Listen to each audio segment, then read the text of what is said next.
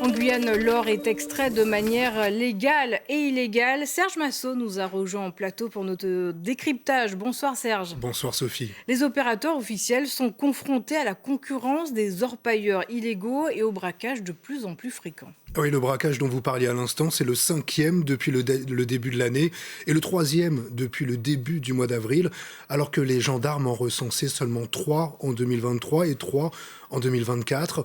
Alors quelques chiffres pour bien comprendre l'ampleur du phénomène.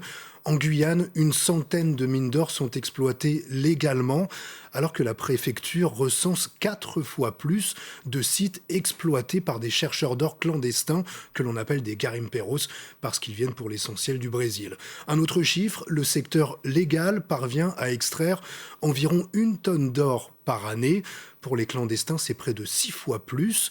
Et en 2023, les forces armées ont saisi 35 petits kilos d'or illégal. Alors pourquoi cette ruée vers l'or guyanais? Alors c'est une histoire ancienne, les chercheurs d'or connaissent la Guyane depuis le milieu du 19e siècle. La frénésie des garimpeiros est en fait indexée sur le cours de l'or qui a doublé depuis 2019. Cette hausse s'accélère encore depuis 2023 et les analystes anticipent encore une très forte hausse dans les prochaines années. Alors l'or est gage de stabilité, c'est une valeur refuge, en particulier pour les pays émergents qui préfèrent l'or au dollar, plus volatile surtout ces derniers temps. Comment le gouvernement compte lutter contre l'orpaillage illégal? Alors il y a un peu plus d'1 an, Emmanuel Macron avait annoncé vouloir structurer une filière aurifère exemplaire qui n'utiliserait plus de mercure, très polluant, pour extraire l'or. Entre-temps, il y a eu la dissolution de l'Assemblée nationale et on n'en a plus vraiment entendu parler.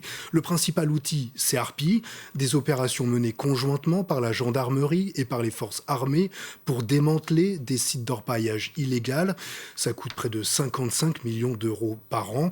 Mais c'est largement insuffisant pour les élus guyanais qui considèrent que l'État se contente de contenir l'orpaillage illégal alors qu'il faudrait, selon eux, éradiquer ce phénomène.